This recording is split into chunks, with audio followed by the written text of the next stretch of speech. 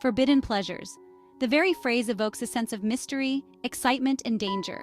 Throughout history, societies have grappled with the allure of the forbidden, those acts deemed taboo, immoral, or illegal. Ancient Rome, a civilization renowned for its grandeur, power, and decadence, was no exception. Behind the facade of order and virtue lay a world of hidden desires and clandestine activities. These forbidden pleasures, often shrouded in secrecy and whispered about in hushed tones, offer a unique lens through which to examine the complexities of Roman society.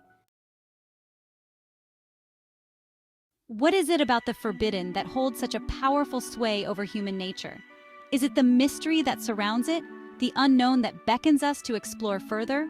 Why are we drawn to that which we are told we should resist? Is it the challenge, the defiance against the rules set by society? Perhaps it is the thrill of transgression, the excitement of venturing into uncharted territory, the adrenaline rush that comes with stepping over the line. Or maybe it is the allure of experiencing something hidden, something denied to the masses, the forbidden fruit that promises a taste of the extraordinary. Whatever the reason, the forbidden has an undeniable power, a siren song that has tempted humankind since the dawn of time. It whispers to our deepest desires and ignites our curiosity. In ancient Rome, this temptation was amplified by the strict social hierarchy and moral codes that governed daily life. The more rigid the rules, the stronger the desire to break them. For those bound by societal constraints, the allure of the forbidden offered a tantalizing escape, a chance to break free from the shackles of convention and embrace the thrill of the unknown. It was a way to experience a different reality, even if just for a moment. Roman society was built upon a foundation of order, hierarchy, and tradition. From the sprawling metropolis of Rome to the farthest reaches of the empire, Roman citizens were expected to adhere to a strict moral code that dictated every aspect of their lives. This code, upheld by both law and social custom, emphasized virtues such as honor, duty, piety, and self-control. Public displays of wealth and extravagance were frowned upon, particularly for those in positions of power. Sumptuary laws, designed to regulate spending and maintain social order, dictated the type of clothing, jewelry, and even food that individuals could enjoy based on their social standing.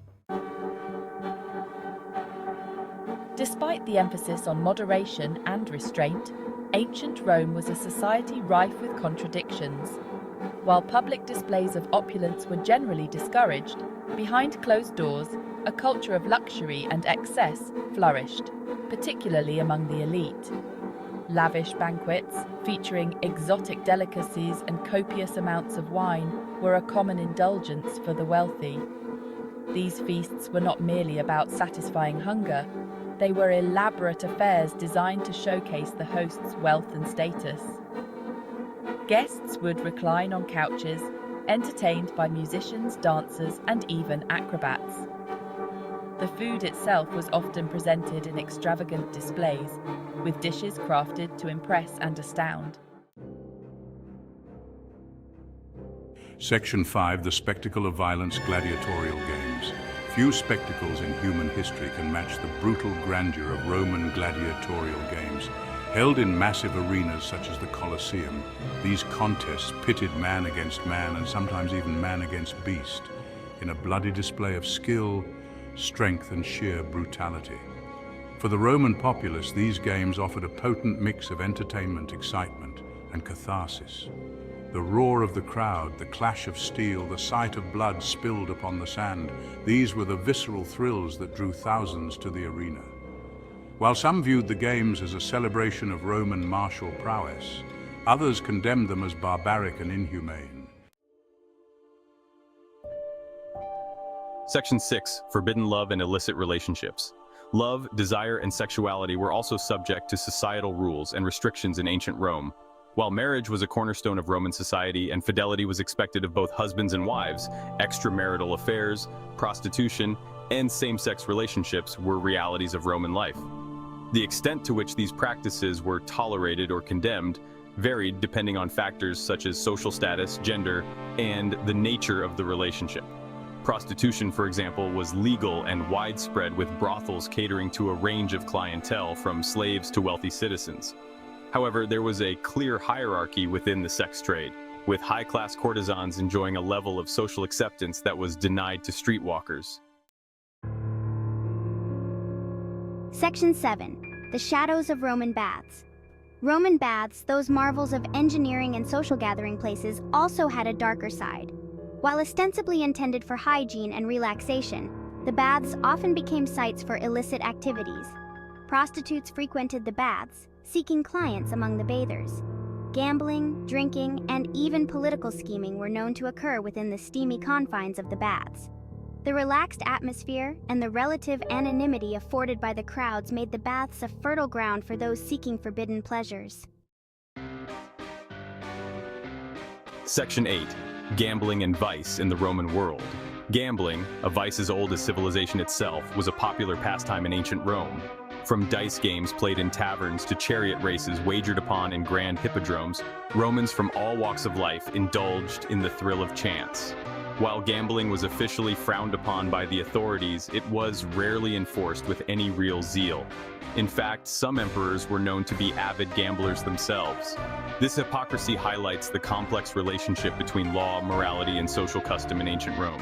What was officially condemned was often tacitly permitted, as long as it did not threaten the established order. Section 9. Religious taboos and secret cults. Religion played a central role in Roman life, and the worship of the Roman gods was considered both a civic duty and a source of personal solace. The gods were deeply intertwined with every aspect of daily life, from politics to family affairs, and their favor was sought in all endeavors. However, beneath the veneer of traditional Roman religion lay a world of mystery, mysticism, and forbidden practices.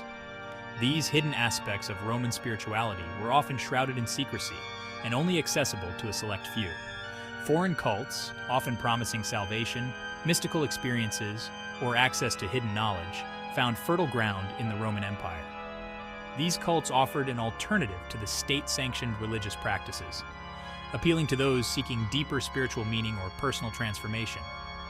These cults, such as the cult of Isis from Egypt or the cult of Mithras from Persia, offered initiates a sense of belonging, spiritual fulfillment, and sometimes even forbidden knowledge or practices.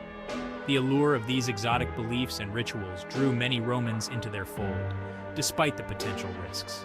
The secretive nature of these cults, combined with their often exotic rituals and beliefs, made them both alluring and threatening to the Roman authorities. The authorities viewed these secretive gatherings with suspicion, fearing that they could undermine the social order or challenge the supremacy of the traditional Roman gods. Section 10. The Price of Pleasure. Consequences and Punishments.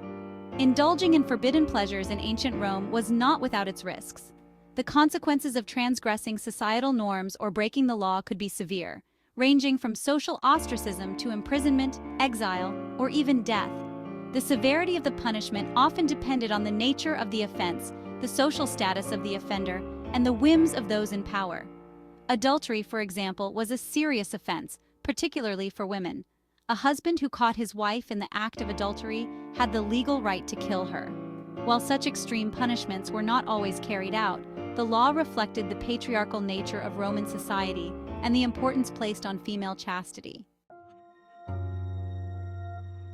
Section 11. Conclusion. Echoes of Forbidden Pleasures. The forbidden pleasures of ancient Rome offer a fascinating and often unsettling glimpse into the complexities of human nature. These indulgences, ranging from lavish feasts to secretive gatherings, paint a vivid picture of a society that was both grand and flawed. They remind us that even in a society as seemingly ordered and controlled as ancient Rome, human desires, passions, and vices found a way to express themselves. The bustling markets and vibrant street life were not just centers of commerce but also hubs of intrigue and temptation. The allure of the forbidden, the thrill of transgression, and the desire for experiences that lay beyond the boundaries of the acceptable were as much a part of the Roman experience as the grand pronouncements of emperors and the stoic pronouncements of philosophers. These indulgences were woven into the very fabric of Roman culture, celebrated in festivals and whispered about in private chambers.